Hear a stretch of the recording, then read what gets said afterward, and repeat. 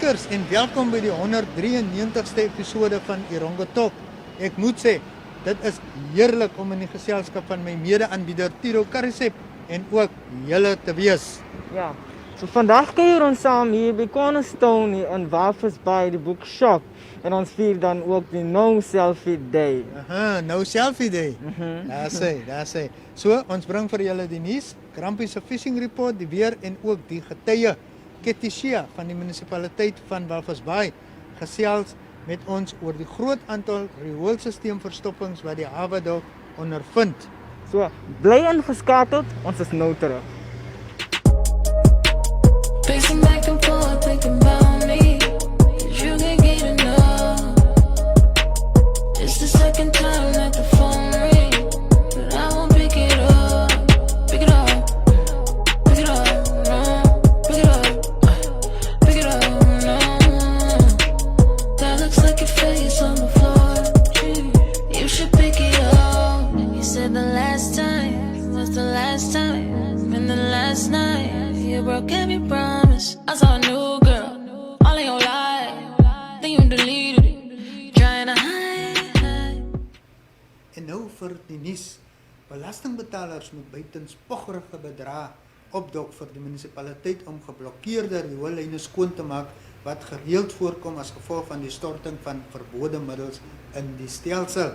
Die Walvis Bay se munisipale raad het in 2020 21 miljoen bestee om die rioolnetwerk op te ruim en 19 miljoen in 2019. Nou dit is 'n hoop geld, Tiro. Ja, dit is 'n verskriklike klomp geld, né? Ja. Wat op ander dinge kan gespandeer word, né? So die bedrag sluit die verwydering van verstoppings en instandhouding van die rioolnetwerk in. Nou volgens die munisipaliteit is daar 'n wanopvatting dat foutiewe pype op die gebrek aan instandhouding die oorsaak is van die herhaalde oorstroming van riool. Die munisipaliteit sê die stelsel is onder geweldige druk as gevolg van die onaanvaarbare gedrag van sommige inwoners. Die munisipaliteit sê ook hulle moet daagliks vreemde voorwerpe uit die rioolstelsel verwyder, want dit kan tot verstoppings en oorstromings lei. Now Tiro, can you update us on the COVID situation? Yes, surely. The Minister of Health and Social Services, Dr. Kalumbi Shangula, announced 224 new COVID cases out of the 1,634 the samples that were taken. Out of those, only 35 were tested positive for Irongo itself. 78 out of that number are cases of learners and also health workers and teachers as well. But he also announced that there were 44 new recoveries ever since then. Yes.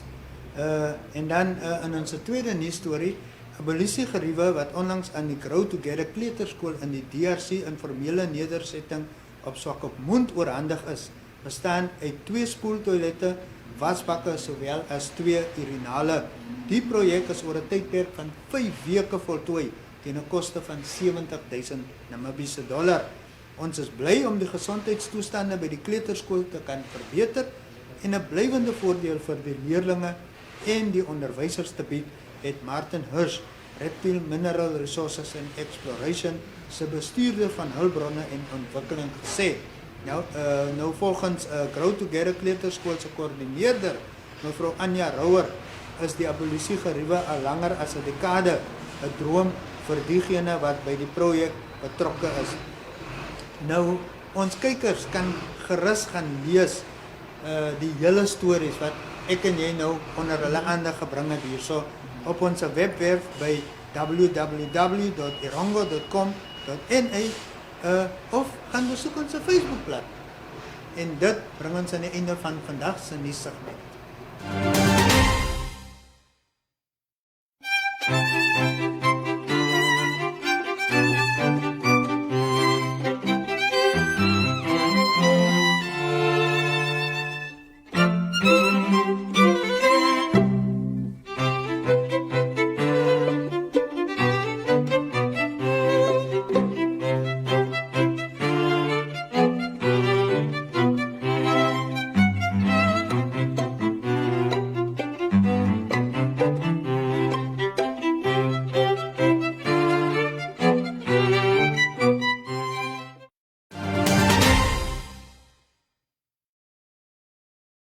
Okay, so with us here today for the first time ever on Irongo Talk is Miss Katie Shea, who is a communications officer here at the Walvis Bay Municipality. How are you today, Katie? I'm doing really, really great, Leah. How Yes, are you? I'm good. I'm good. It's always lovely seeing you. Now, Katie, the municipality issued a statement last week pertaining to blocked sewage, the blocked sewage system, and the type of stuff that you usually find inside of the sewage. Can you just tell us briefly about it? What is the type of things that you find in the sewage system? Yes, we're actually having we have been having quite a lot of issues with this within our sewer network here in Walvis Bay. Mm-hmm. But most of the time, what you do find is there's a lot of foreign objects that are found whenever our team is dispatched and they go and they unblock a sewer. So you find items such as, like, it can vary. Most common items, household items that you would find is things like cotton balls, sanitary pads. You know, when we were kids, our parents would tell us, if you cut your hair, put it into toilet paper, flush it down the toilet. You know, no, all of those things are not good practices for our sewer system, because those items do not dissolve as quickly as, for example, toilet paper would. So they're not meant to be contained in the sewer system. Another thing that we do find is, if you look at the industrial commercial areas, it's a lot of fat, oil and grease. So when you cook in a kitchen, in a restaurant, a lot of these companies, even at home, we usually dump that oil down the drain, which is also not a very good practice. But more commonly in Walvis Bay, what we are finding is the most peculiar items. Like, we have found sheep heads, fly trappers. We've even found camping chairs on a few occasions, so broken up, stuffed into the sewer. We have seen cans that would be housing chemicals that are being dumped into the sewer system. Oh yes, we've retrieved cans, you name it. Clothing items, spoons, cutlery, you name it. Sure. Yes. It's hectic. Yeah. It's quite hectic. Now, Katie, I know that the municipality has a plan or procedure in place when you call and say, like, hey, I have a blocked drain or whatever. Can you just tell us about that procedure? Yes. So basically, whenever you call the municipality, that call gets logged. Mm-hmm. And once it's logged, we then dispatch our teams to go and attend to that situation. And what they do is they do an assessment of the sewer line network to see where there is a flow within that network. And then there's obviously manholes, if you see in most, either on the street or within urbans, which then, say if you've got a network that has got 3 manholes and the blockage is more in one house, in order for you to attain, the blockage in this house, you'd first have to go to the nearest manhole to then pump it out so that the flow can move easily.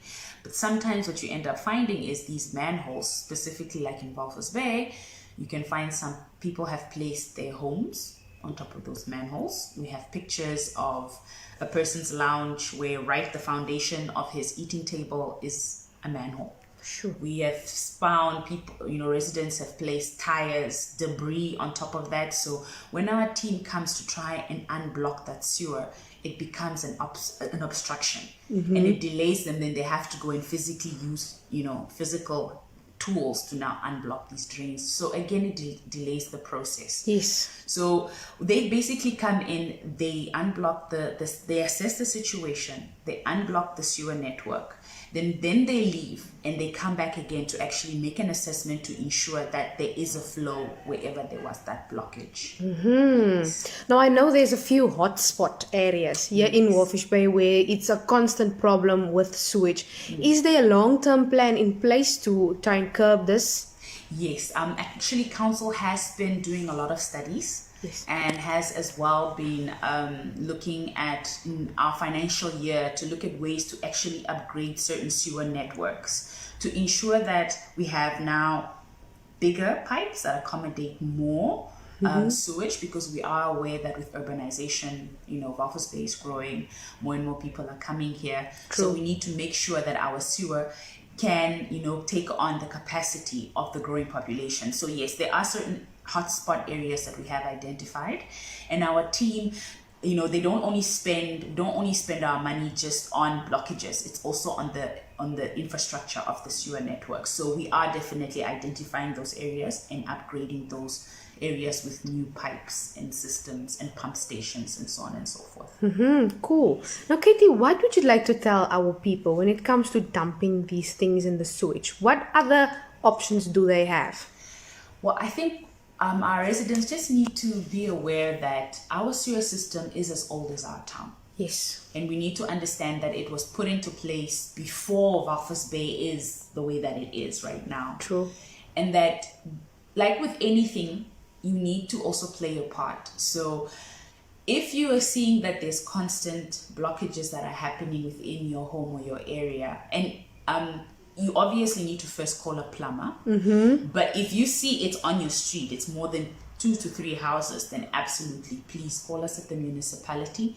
But we also just want residents to be aware not to dump any items into the sewer system. That is not the place where refuse should go. It should go into our dustbins. We've got landfill sites that you can go and drive and place these items into. The sewer is not the right place to do that. Yes. And I think if we all play our roles and come together, this process can really go very, very well in the future. Exactly. And I think it's very costly as well, Katie. Yes, it costs us, the taxpayers, more at the end of the day. Sure. Yeah, so Any last words, Katie? What would you like to tell our people?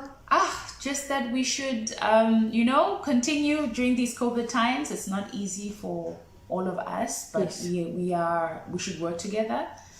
We should continue to just, do our parts as residents, because and just help the municipality wherever we can to also make life easy for ourselves, because at the end of the day, we are here to serve you. Definitely. Thank you so much, Katie. Thank you so much for speaking to us today. You're welcome.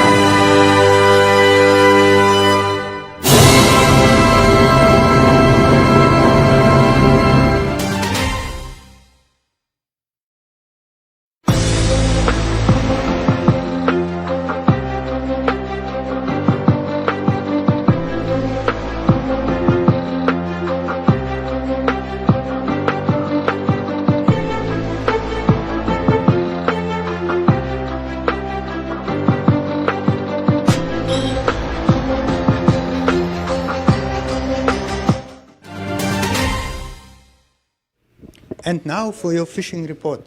The past week was surely an interesting one along the shoreline with the shark anglers getting some monster bronzes at Palkies just south of Walvis Bay, reports Grumpy. These are caught for recreational purposes and are released immediately after a quick photo to show friends and family. Now Grumpy said that the water had some higher swell on Saturday, and with that came the galjoen. Langstrand produced well with mile 11, also giving a fair amount of these delicious fish. According to Grumpy, the winner for the week, though, were the ski boat anglers out at Vierkantklip. They got stuck into some huge kop.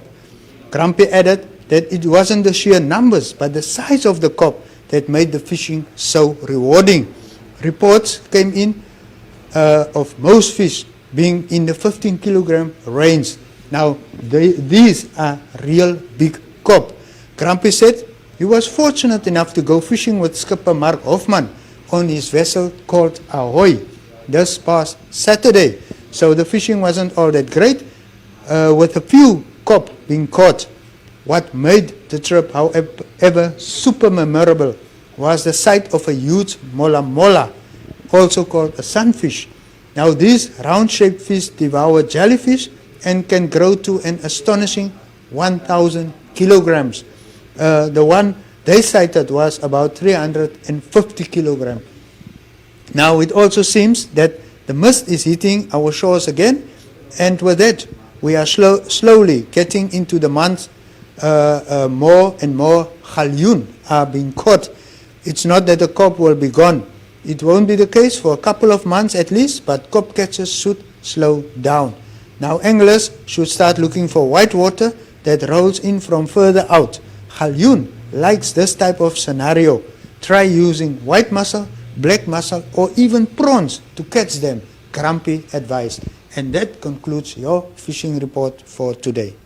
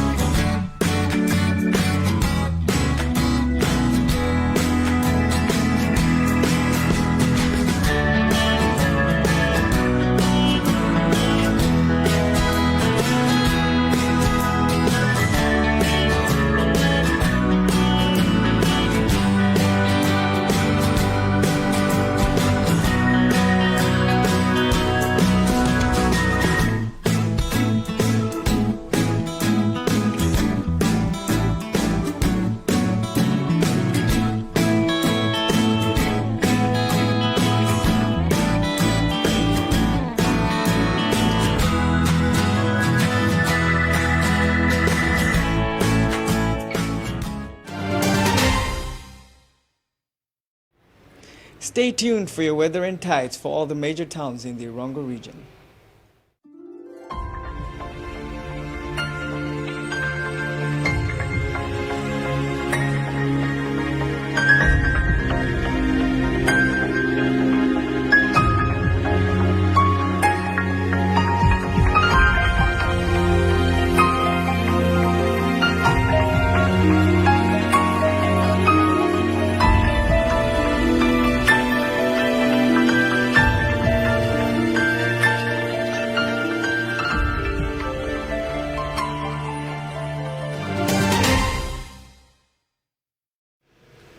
En dit bring ons aan die einde van vandag se uitsending. Dit beteken egter nie dat ons julle aan julleself oorlaat nie. Bly gerus aan en kuier op ons Facebook platform vir meer bedrywighede. Nou stuur vir ons dan nuustips, foto's en video's na ons nommer 081 7000040. Dit is ook ons WhatsApp en Telegram nommer as julle met ons wil kommunikeer. Ja, sê, en ons hoop julle die program geniet. Julle is ook welkom om by ons aanlyn familie van amper 80,000 volgers aan te sluit. Yeah, so I'm gonna say this in English so you can understand me better. Okay, go click like, subscribe to all our social media platforms. And for all the stories that you heard today and for more, go on to our website. That's at www.irongo.com.na. Ja, en indien jy wil adverteer is jy by die regte plek, stuur vir ons 'n boodskap na daai nommer 0811700040. Ja, Tiro. Yeah, and you don't really need to miss us this much. You know, our sister shows are going to be running at 1 that we talk. So you can also click onto them right after us. But until next time, see you again. Yes, and remember, COVID is still with us. Stay sanitized, maintain social distancing. When you're out, wear your mask. Please stay safe.